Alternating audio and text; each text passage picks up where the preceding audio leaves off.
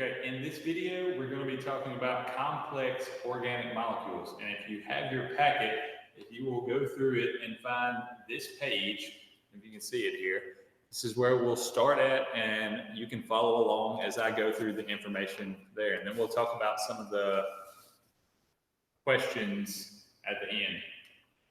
So, organic molecules. First of all, what is a molecule? All right. It's a group of atoms that is held together by covalent bonds, is known as a molecule. Now, when bonding occurs between two or more carbon atoms, the group is known as an organic molecule. So carbon is the key atom here. That's what we consider organic. It has to have carbon. Biological molecules are composed of small repeating subunits that bond together to form larger units. It's kind of like building blocks. All right. As we go through each of the organic molecules, I'm going to tell you their monomer. So the subunits or the building blocks are called monomers. Polymers are the complex molecules formed from the repeating subunits. Mono meaning one monomer, poly meaning many polymers. All right. Monomers is just one unit. Polymer consists of repeating subunits. All right. There are four basic classes of organic molecules, or sometimes you see them called macromolecules, that compose cells, and they are carbohydrates, proteins, lipids, and nucleic acids. Each of the major classes of biological molecules is associated with different properties and functions. They all have a different job or a different role to do within the cell. We're going to go through each one of these, and there's some things I want you to pay attention to. Right? Some things I want to review with you specifically. One, what elements make up each? What are the monomers of each? What is the function of each? All right? And you need to know a little bit about the basic structure. And we're going to look at those as we go through each one of these. First, we're going to start with carbohydrates. Now, they are organic macromolecules that are made up of carbon, hydrogen, and oxygen. And they're always in the same ratio. It's 1 to 2 to 1. You have one carbon atom, two hydrogen atoms, and one oxygen atom. So, glucose, which is C6H12O6, follows this ratio, C6H12O6. All right, carbohydrates follow this ratio. The presence of multiple carbon-hydrogen bonds within carbohydrates makes them an excellent source of energy. Now, anytime you think of carbohydrates, all right, or carbs, when people are talking about their diet and what they're eating, you should automatically think energy, all right, sugar. The energy is released when these bonds are broken. So I know it's kind of hard to see here in the video, but those bonds are responsible when those bonds are broken for releasing energy. So carbohydrates can be simple or they can be complex. The building blocks of carbohydrates are the simple sugars known as monosaccharides. This one's easy to remember. Mono, if you remember monomer, that's the building block, or mono meaning one. Saccharide means sugar, so one sugar. Sugars such as glucose, fructose, ribose are all examples of monosaccharides. If you notice, the ending of all these words is the same. They have the os at the end. This is a monosaccharide. Now, monosaccharides can be combined to form more complex carbohydrates known as polysaccharides. So you've got monosaccharides, they can combine to form polysaccharides or repeating sugars. Glycogen, starch, and cellulose, they're all examples of polysaccharides. These compounds are typically used for long-term energy storage or as structural molecules. Cellulose, for example, is a major component found in cell walls of plants. Now, this is actually a dietary fiber for us. All right, dietary fiber is a special class of carbohydrate that cannot be digested by the human body, but it helps aid in the digestion process. So cellulose is one example of a carbohydrate that acts as a fiber. Now, lipids. Anytime you see lipids, most people remember fats, all right? But there's different types of lipids. They are organic molecules that are insoluble in water. They do not dissolve in water. They're insoluble in water. Lipids are often found in biological membranes and other waterproof coverings. So plasma membranes, intracellular membranes, those are waterproof. These lipids play an important role in regulating which substance can or cannot enter the cell, specifically the cell membrane, which we're going to talk about in the next video. The most important lipids are fats. Now, fats are not the only lipid. You have waxes and oils and steroids. Those are also considered lipids. Now, fats have a certain structure to them. I know it's kind of difficult to see in the video, it's probably blurry. Triglycerides are a type of fat that contain one glycerol molecule, which is this molecule, and 3 fatty acids, which you can probably at least make out the 3 lines. Those are the fatty acids. Now, fatty acids are long chains of CH2 units joined together. If I go back here, you can see these C's and these H's joined together. In saturated fats, those fatty acids do not contain any double bonds. In unsaturated fats, there are some carbon-to-carbon double bonds. Now, what's the difference in the two? If you look on the packaging of the items that you eat, it will tell you if it contains saturated or unsaturated fats. Saturated fats are found in butter, cheese, chocolate, beef, coconut oil. Unsaturated fats are found in olives and olive oil, peanuts, peanut oil, fish, and mayonnaise. All right.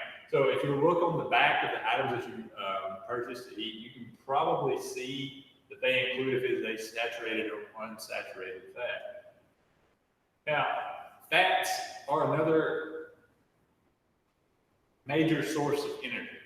Now, it's a little bit different for, let's say, the human body to break down carbohydrates for energy and to break down lipids for energy. But lipids are a major source of energy, just like carbohydrates. A lot of times what we do is just to kind of distinguish between the two, we say carbohydrates are used for quick energy, while lipids or store energy or can be used for long-term energy. Now, since they contain even more carbon-hydrogen bonds than carbohydrates, fatty tissue has the ability to store energy for extended periods of time. Well, a lot of times we say lipids hold on to energy, all right? Or they're better used for long-term storage of energy. Proteins.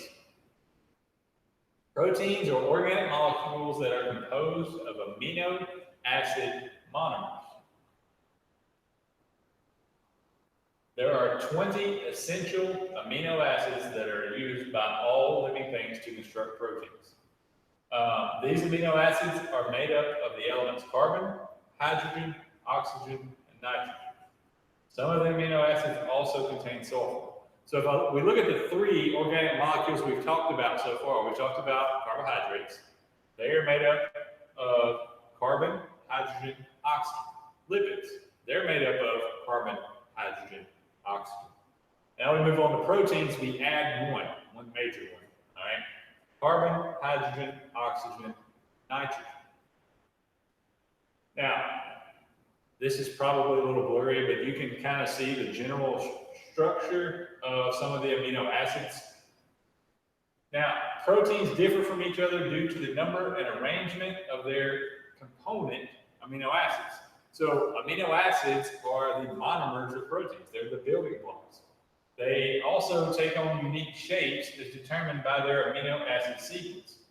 Water is the most abundant molecule in the body, but proteins are the second most abundant type of molecule in the human body. All right? Proteins are king. They're everywhere. They're responsible for every process.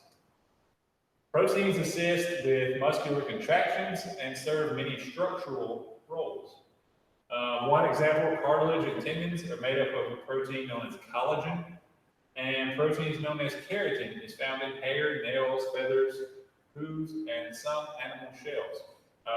If you were to Google keratin, pretty much all you find is hair. All right, they're discussing hair. It's what our hair is made of.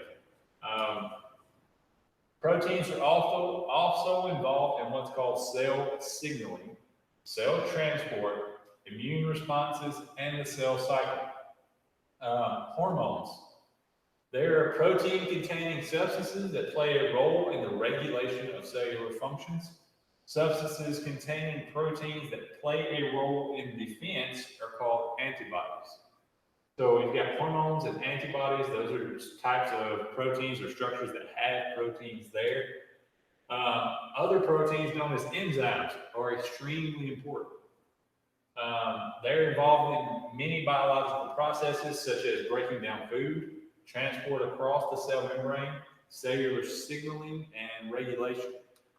Enzymes are substances that sometimes we call catalysts. What catalysts do, they increase the rate of a chemical reaction without being consumed in the reaction itself. Enzymes are biological catalysts that provide an alternate pathway for chemical reactions to occur that has a lower activation energy than if no enzymes are present. I know that sounds confusing, but basically, if you look at this graph, if you can see it, this is energy on this side, and this is the reaction. So without the enzyme, this is how much energy would be needed for this reaction to take place. But if we add an enzyme, then it significantly lowers, you see this blue line here, it lowers the amount of energy that is needed for the reaction to take place. Now, most enzymes have a surface with one or more deep folds. These folds make pockets, and these pockets are called active sites.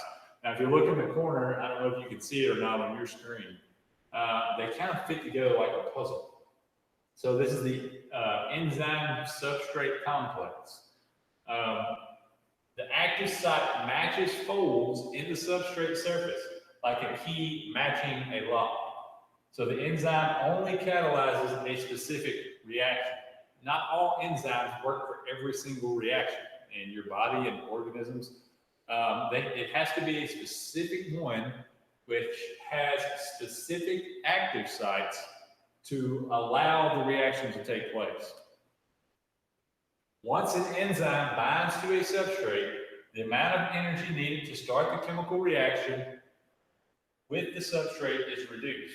Now, there are some reactions that cannot take place at all without the presence, without an enzyme, without the presence of an enzyme. So enzymes are extremely important for chemical reactions. Now, the last class, or the last type of molecule or macromolecule we're going to go over is nucleic acids.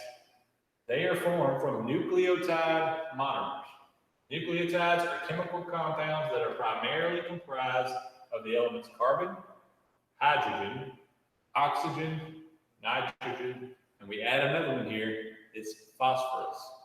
So let's go back through them again. You got carbohydrates, they have carbon, hydrogen, oxygen. Lipids, carbon, hydrogen, oxygen. Proteins, carbon, hydrogen, oxygen, nitrogen.